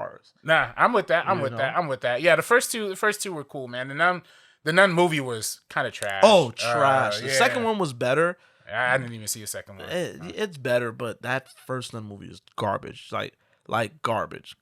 Like lazy jump scares. Like you can see them from a mile away. Like it was just like, all right, like what are we doing? Right, You know? right. But I will say the Annabelle 2, that was the second one. Yeah. Or that was the one that was like really good, right? Yeah, there was Annabelle Creation. Is that the second one? All I know is the first Annabelle was not good. Annabelle 1 was trash. Yeah, that was not good. But Annabelle 2 Yeah, was yeah. actually fire. Yeah. I remember that. So Yeah. I'll give him that. But yeah, I don't know if I'm peeping Conjuring. It's all I feel you. I don't know. It's more of the same, but it's just a little bit better, you know what I'm saying? Okay. Typical, the Conjuring films, they really, well, except for Conjuring 1. Other Conjuring films fail with the final act. The final act just kind of be like, all right, let's wrap this up. Mm-hmm. All the ghosts, whatever, let's have something happen, let's wrap this up. And that was the weak part of the film. But other than that, it was cool. Nah, I feel that. It was good. Yeah, nah, that's shit, man. It's crazy. Every weekend's been like a super big blockbuster. No, yeah, there's been a lot. You know what I'm gonna go see tonight? Him. Oh, yeah. Reviews have been little mixed on that, you know? Listen, but I'm gonna see for myself, man. Right. You know me, I told you, I'm not a Rotten Tomatoes guy. I'm not a guy that, I don't read reviews before I go see movies. I go in, with a fresh mind, and then I'll go, compare reviews later on and be like, oh, okay, I know I wasn't bugging on this. I wasn't bugging on that. Right. Yeah, no, it's just, it's so funny. And I feel like now Rotten Tomatoes has become such a big part of like the marketing push out for some of these movies, to the point where like now places like Discussing Film or like, they'd be like, film debuted with 36% on Rotten Tomatoes. Yeah. Like, damn. They're announcing that shit like it's a box office the report, It literally, exactly. It's to the point like where it's like, damn, I guess like... like, don't fuck with this movie, y'all. It's like, damn, like, come on now. It's like, man. But yeah, I don't know. That shit, I'm very curious to see. I'm still very curious to see him. I'm very excited for it. I definitely think they, I know it's not the fault of Jordan Peele or his production company. I think a lot of non-cinephile people don't really know that it's not a Jordan Peele directed film. Yeah. So I think now a lot of people are just like, what? Jordan Peele made a bad movie? Yeah. Like, I think no, he's not directing this. It's Justin Tipping. It's right there. Right. It's right there. Read. People don't read today, RB. Like, that's what it is, man. People don't read. They see the produced by, and then, it's like... And then it don't help when they are marketing like Jordan Peele. Right. Before they even show the name of the film, it's like, why is Jordan Peele's name showing like, Right. It's marketing, man. Jordan Peele is an event filmmaker now. He has a big name, so they're gonna get the Jordan Peele enthusiasts in theaters to see it. So that's what it is. It's funny too. I work in an office that's like, I work, sports media, so it's like people don't really care about movies that much, but definitely with him, everybody's like, yo, this is the one. See like, what I'm saying? I can't wait to see this. Like, nah. Yeah. But it's like, it's football, so it's like, it's that too. It's right on the money. But yeah, I'm excited for it. You know what I'm saying? I'm excited to see Marlon in a darker role again. Yeah. Since what was it, Requiem for a Dream? Yes. Last time I remember. Yeah. I mean, I know he played Will Smith. Well. Oh yeah, he played his father in Bel Air. Yeah. Yeah. I didn't see that episode, but I heard about it. Episode, it's a storyline. Yeah, well, Even true. multiple, Yeah. He plays father in Bel Air. He shows up in Air playing. Oh yeah. That's dramatic scene, I guess. You know, but it's not this. You know what I'm Right. saying? And I think a lot of people don't know. Like, yo, Marlon came to Hollywood to act. He just kind of fell into the comedy thing because his family was doing that, but he really wanted to act. Right. You know what I'm saying? Right. Yeah, that's true. And Living Color was supposed to be his little launching pad, and then he was going to do Batman Returns at one point, and Batman Forever. Matter of fact, he got paid for all those films. Right, for to be Robin. To be Robin. Yeah, he never played it. Yeah. It's just like, nah. We ain't that progressive now. A Black Robin, excuse me? No. Let's go get Chris O'Donnell. That cannot act. You know. Yeah, Marlon definitely would have been better than that shit. Yeah, no, definitely. But you know, I'm still looking forward to it though. I'm definitely hyped. Yeah. I'm gonna go see that. I think I'm going to City Walk tonight to see that. City Walk, that's the way. And I get the free parking too. Hey, there you go. See, there you go. I'll be there all the time, dog. Yeah, I'll be there all the time. See it in that good IMAX, man. Yeah, man. Yeah, I'm gonna definitely go see that tonight. But what else are you looking forward to? What else is coming? There's some other stuff coming out. Well, this weekend for me, I'm excited about the new Kanye documentary that they're about to put out. Come on, RB. Come on, RB. I mean, I can't wait to see it, man. Why? I mean, I just want to see it. What is your problem? Why do you want to see that man fall deeper and deeper in the hole? You didn't disconnect yet. I mean, hey, look, it's to see the process. You know what I'm saying? I don't want to see the process, man. You know what I'm saying? Like, oh my god. And Whose Name is the name of the film. It's about his transition from Kanye to Ye. So, and apparently this guy got over 3,000 hours of footage of Kanye. So it's a 2-hour movie, but you know, I or an hour 44. But yeah, I gotta watch it. I got to watch it. I haven't bought my tickets yet, but I'm gonna see it. I'm gonna lock in soon. That's for sure. Y'all are sick. Y'all are sick. Hey man, y'all are some sick ass people. I want to see that. I've been hearing great things about it.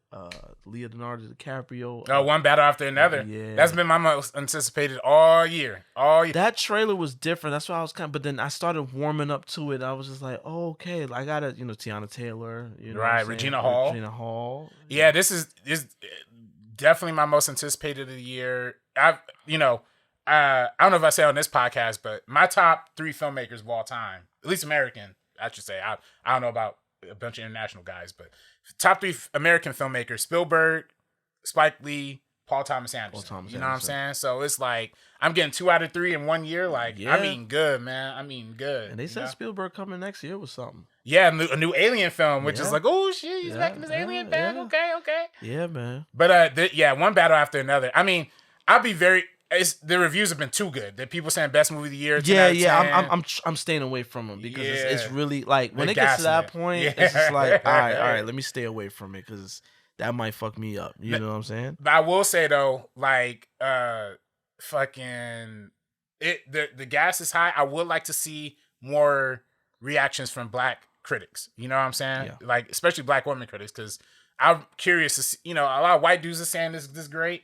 Where do we stand on the? Because it's supposed to be something about racial uprising, something like that. Like I guess. Oh, see, I didn't know what was the whole point of this uprising. Yeah, I think Tiana Taylor and that family is like part of this like civil rights activist group, and then Leo is like a factor in that or something like that. So that's what the whole thing is about. I'm definitely gonna be in there. Yeah. So I'm hyped for it, man. Okay. I'm hyped. That's definitely Shout out to my man's Dylan. He locked you into IMAX. Locked me into IMAX opening day, man. God damn. So I'm be at City Walk. I might stop by City Walk if you're there that day. Yeah, stop by for sure. What day you going? It might be on Thursday. I don't know if you know. 70 millimeter. That shit's next week, huh? Yeah. I think I'm off. I'm definitely off next Thursday and Friday. Okay. I'm gonna try. It might be a wrap. 70 millimeter. Yeah, I played myself. They gotta build more of those things. I know they're building one at the Regal in downtown LA. So yes, that's right. Yeah, that's right. I'm gonna figure it out. Yeah, you might have to get those eBay second hand. Yeah, I haven't done that in a while. Last time I did that was what's the Adam Sandler joint, Uncut Gems? Oh yeah, that's the last time I did that. I went online and was like, yo, please, can I get a ticket? And somebody shout at him. He didn't even hit me over the head. He was just like, yo, here. Right. You know? That's love. That's love. Shout out to him. Shout out to him. But yeah, man, that's episode 39. Well, though. I did want to shout out a couple. Go ahead. One more thing. What's up? I mean, I wouldn't. I feel like my girlfriend will kill me. She's probably listening to this. So I got to shout. We saw that Demon Slayer Infinity Castle shit. You know what I'm saying? Every time they showed the trailer during Sign of the Times, and there's another movie. And each time they showed the trailer, people were like, the minute they showed it was just like, yo, what? Right. What the hell is going on? Like, I'm lost. Like, anime is not my bag. It's like half my bag. I watched some anime. I've watched the first couple seasons of Demon Slayer, I should say. It's a cool show, but I mean, this movie is definitely, they just jump you right in. Me and my girl saw the last Demon Slayer movie that they released in theaters too. And the last movie they released was like the season finale to season 3, beginning of season 4 type shit. So I was still a little lost in, but this one, I'll say this one jumps you right in, my brother. Like, I would say if you don't know anything about it, don't watch it. You might be a little lost. Now for me, I was kind of keeping up because I saw the recaps and everything. I was prepping for it, but it was a lot. And it's also a lot. The animation style is beautiful. Animation style is absolutely beautiful. Structurally, you could definitely tell they structured it more like a TV show than like a movie per se. Okay. Because if you know anime does that very classic thing of like right before somebody dies, they spend a full episode giving you the backstory of that person. You know what I'm saying? This movie had that, which is like the main. They're fighting one big bad guy the entire movie. For like 2 hours, they're fighting this one guy. And then right before he about to get knocked out, we have a 20-minute backstory sequence that is like him giving his whole story, his whole life, like why he became evil and shit. And it's like... That's basically like, okay. Be a wrap. Yeah, no, literally. And I will say it's very... Seeing it on TV, it's like a cool thing. Seeing it in the movie, I don't know if I really loved it as like a narrative thing because it's like, damn, we right close to the end. We right about to kill this dude. And then, shit.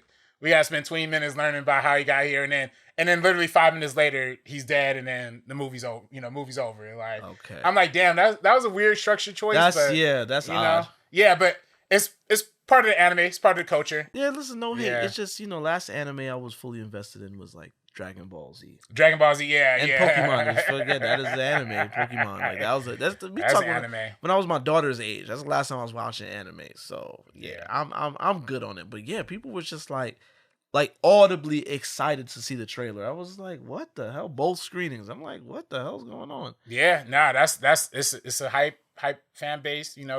I feel like anime is super mainstream now, yeah, especially with black people. Oh yeah. I mean, we've gone a long time of not being able to, share or engage in that world without being ridiculed to some extent. So it's kind of like finally we kind of have access to it. Well, it's for a good purpose. Some of the anime brothers and sisters was weird back in the day. Yeah, some of them. Yeah, some of us running through the hallway with their arms back. It's like, yo, bro, why are you running through the hallway? That Naruto running. Yeah, why are you doing that in public? What's good with you? Yeah, that was kind of weird. Know what I'm saying? Yeah. But okay, cool. I mean, hey man, I'm glad you enjoyed that, brother. Yeah, I definitely will watch the next one. So they made a lot of money. I heard, like a lot of money. Oh, it was definitely it was like 70 million opening weekend packed theater when I saw it. I think they said worldwide it's like almost at $1 billion, like $500 million. Yeah, 450 million so far. Hey. Shit, all those Ni Zhao too. Fucking that one that was like the Chinese film that made like $2 billion. That was also that was Chinese animation, different than anime. But yeah, that animation is going worldwide now. You know what I'm saying? International. Listen, I respect it. Again, it ain't for me, but I respect it. Yeah. Nah, I feel it, man. One more thing, I know we gotta wrap up, and I think the camera died too. So like, we gotta spend long. It's all good. I just want to bring up one more thing. You know what I'm saying? Like, I saw one dude on social media.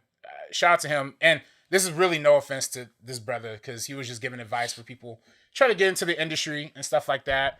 But it's been a whole growing thing. I've seen other creators who I work with too kind of talk about this, how studios are looking for filmmakers and creatives with huge social media followings, or you got to build up your presence on social before you break into the industry. I don't know. I don't know how I feel about that. You know what I'm saying? Like, and I get, no disrespect to the brother, whoever has that belief. I don't know though. I don't think like, I think you do have to be active and you do have to be making things. I don't think you have to spend a majority of your time like making one thing and then spending the whole year like promoting that one thing, or doing mad TikToks just to get on so you could try to get into a room to sell a script. I don't think it really works that way. You know what I'm saying? And my thing is doing social media presence. What are you supposed to be doing? Like what do you? Yeah, I guess it's exposure, building. I don't know. That's my thing is like there's some people. I think there's a lot of people who get into this industry to be famous or to get looks or to go to higher places on a social following standpoint. And I think there's a lot of people who come into this industry just purely for the art. You know what I'm saying? Purely trying to make art. I don't shame people who go either direction with it, but I think there's a growing sentiment that people feel like you can't just be a filmmaker anymore. Like you have to be a filmmaker and a content creator online and a self-promoter and all this. And I'm like, you probably do, but at the same time, I look at people like Coogler who literally didn't have a social media, still doesn't have a social media. And he got on. I look at people like, I look at a lot of people who I know that are like just basic TV writers or basic, TV directors that are just low key and, just do the work. So I say all that to say, like, I feel like, a lot of people are trying to shape this narrative of how to make it in Hollywood and how to get on and how to, push, get to the top, get your following up. And I think that's kind of discouraging a lot of brothers, frankly, people like me who just, I'm just here for the love of the game. You know what I'm saying? So, that's all I gotta say on that. I just want to bring that up. And if you're one of those people listening at home that's thinking like, I want to be a writer, director and things, but I got to do the whole selfie, talk to camera, Like, I don't think there's a lot of people who are saying that right now. And I just don't think that's true. Like, I think you could just make write, be active, direct, short films whenever you can, but don't, try to hamstring yourself to being on social media all the time because, there's a lot of people who make in this industry who are on social media, basically. So. Being a content creator to do shit like that, like, what am I supposed to do? Like, 5 new ways to make a movie. I got to do a dance and shit. Like, no. Like, yo, do the work. Right. And then also, if you're on the field and you're a creative and creatives that is trying to get out there, put people on. Right. Come together, collab, and put people on. Like, we got to come together as a community and put each other on too. You know what I'm saying? Like, I would I always said that, if I was ever doing anything and I wrote something, I'm calling RB, the first person I'm calling to be like, yo, would you want to get down with this? Like, let's try to come up with each other. They used to do it back in the day. Yeah. Francis Ford Coppola, we spoke about earlier, like George Lucas and all of them kind of, you know what I'm saying? They all work together. American Zoetrope, you know what I'm saying? Like, they all work together. They all boosted each other. Yeah. You know what I'm saying? Spike, Ernest Dickerson. You know what I'm saying? Lee Davis, who was my mentor back at the BLU program, he did that film that was on with the taxi driver, or the cab driver. 3 a.m. Yes. 3 a.m. Yeah. He put Rusty Cundiff. He put his name behind Tales from the Hood. Oh, that's right. Yeah. Push that. Like, yo, you gotta. John Singleton got behind Woo and stuff like that. Like, trying to produce things, like helping people get their scripts through the doors and try to make a career. We gotta help each other. It's not just limited to black folks. It definitely should be happening amongst black folks, but it's not just limited to us. Like, help put your peoples on, if they're serious. Right. If they're serious. Yeah. You help put them on. Y'all collaborate and do stuff. Don't be gatekeeping. Don't get somewhere and then you figure, I'm gonna give them peanuts, and then when your shit pop off, you're like, all right, yo, peace. Right. Like, oh yeah, remember? Yeah, we did that together. Yeah. And then now you at a party, you see him, so you act like you don't know him, type shit. Right. That happens a lot. Yeah, it happens a lot. That shit happens a lot, bro. They will use you, use all your energy and everything to get whatever they want. And once they blow up, they acting like you a peon. That shit is whack. So yeah, it doesn't have to be that way. I feel like Hollywood is definitely, an industry where you probably have more value with the more people you know, the more network that you have, instead of shutting people down, because you never know who's gonna make it to the top. So. And you know what I love most about that Pee Wee documentary is that he was kind of transparent about that with the Phil Hartman thing, and it was kind of like, Pee Wee was just, he just straight up was just like, I was kind of a bad person. When I blew up, I just kind of left certain people behind. Like, he was transparent about that. But that's a culture that's taught. You don't have to do that. You don't have to do that. It's just, why? It's like you're just continuing the bullshit by doing that. Whereas we see other communities, they really do stick together. You know what I'm saying? Like, they really try to bring everybody up. Seth Rogen and them, that what they call that little group that did Freaks and Geeks and all that stuff. Like, they all kind of came up with each other, and they and then they showed up in each other's work and stuff like that. Well, James Franco ain't gonna get no more invites. He ain't gonna get no more invites to the reunions and nothing. But we got to do that, man. Like, let's try to come together, man. Let's come together, and the social media should stop giving that shit so much power. Stop gassing. Stop gassing please. it. That's my point. It's like, stop gassing. Just focus on making dope shit. Make your art. Right. What do you want? You want the attention, or do you want your art out there? Right. You can get both. Right. But hone in on your shit. Right. You know what I'm saying? I worked. He don't think, I'm not gonna say his name, but he ain't nobody.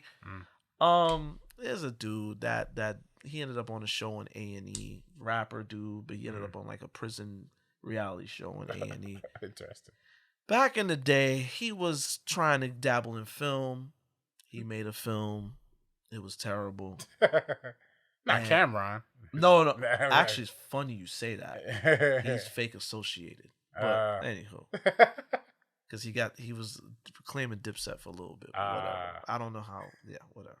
I got Google. So yeah. So he did this film, and it wasn't good. And I was honest with him. I listen. I tell people I want to be the type of friend or whoever that I'm gonna be honest with you. RB, if you did some shit that was whack, I tell you, RB, that wasn't it. You might need to go back in the lab. Right. So I kind of told him that. I was like, yo, you kind of did that kind of like a word.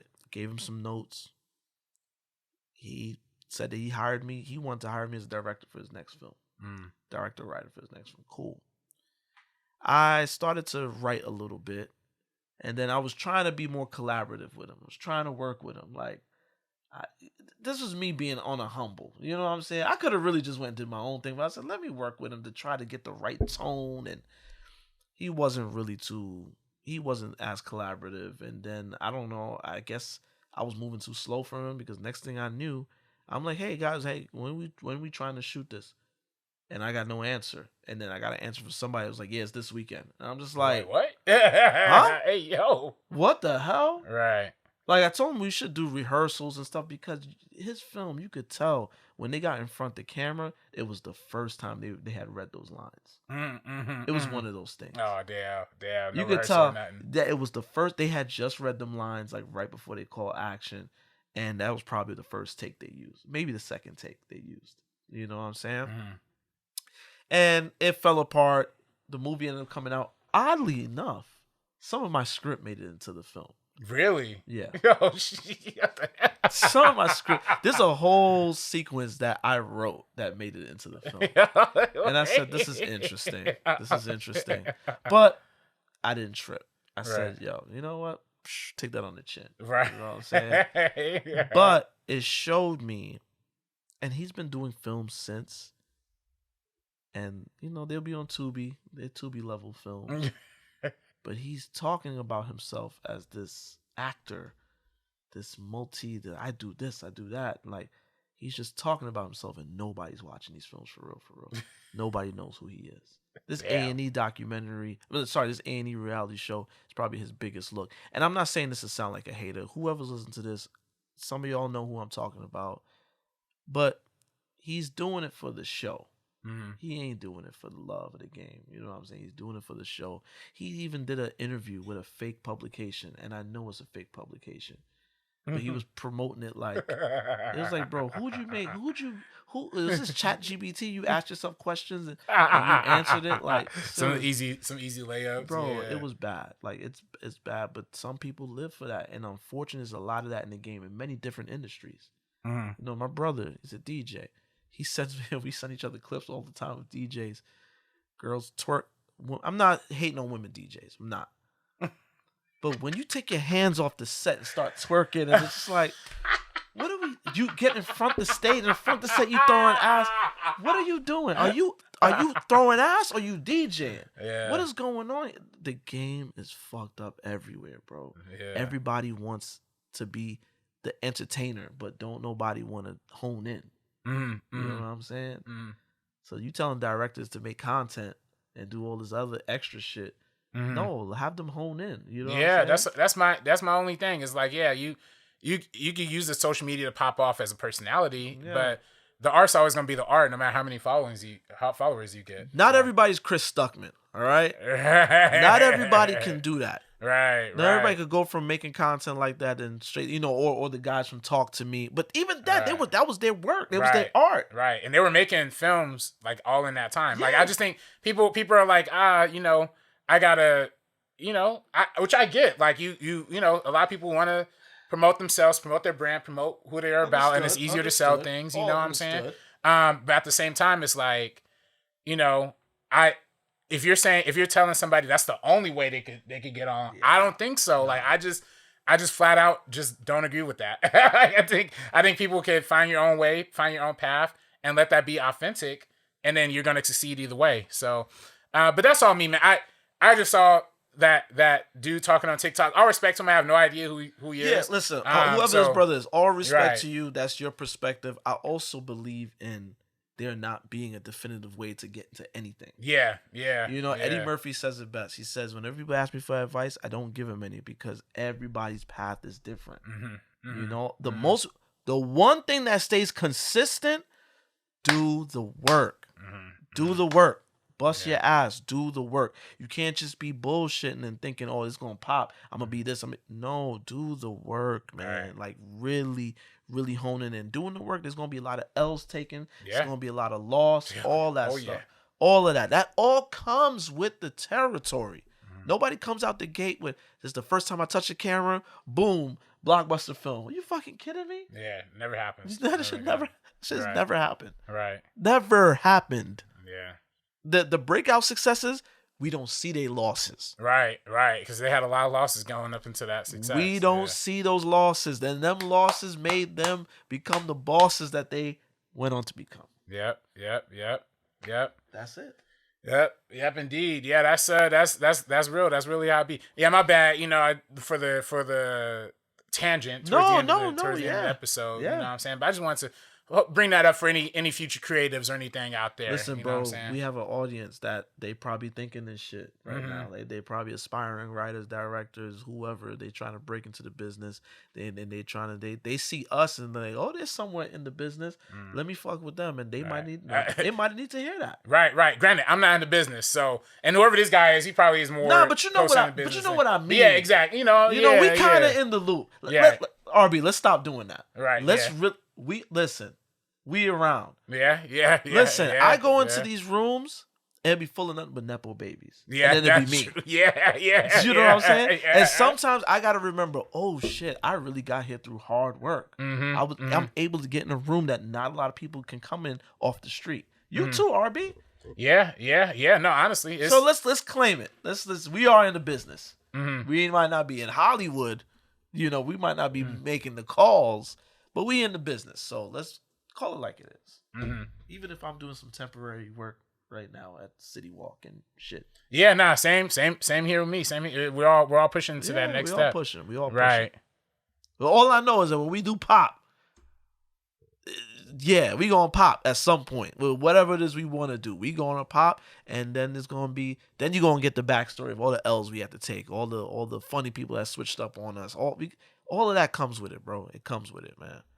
It ain't all go on social media, make content, you good. Like, nah, it comes with a lot more than that. So, yeah, nah, it's real. That's real. But yeah, that's that's what it's all about, man. You know, we have comments, but let's do the comments for next episode. Yeah. Camera's already dead. They're just looking at the picture right man. now. Y'all just looking at the logo right now. Yeah, I know, man. We listen. Since even the losses, we taking L's right now. Taking L's right now. Listen, but hey, the before it went off, hopefully it looked pretty good. Y'all let us know in the comments. Y'all let us know if it looked good. You know what I'm saying? Right. That's episode 39. It's your boy, Mr. Marin. You can catch me on social media at Mr. Marin Knows, MrMarin Knows, KNOWS. That's on Twitter. That's on Instagram. There's also Real Ones Film on Instagram.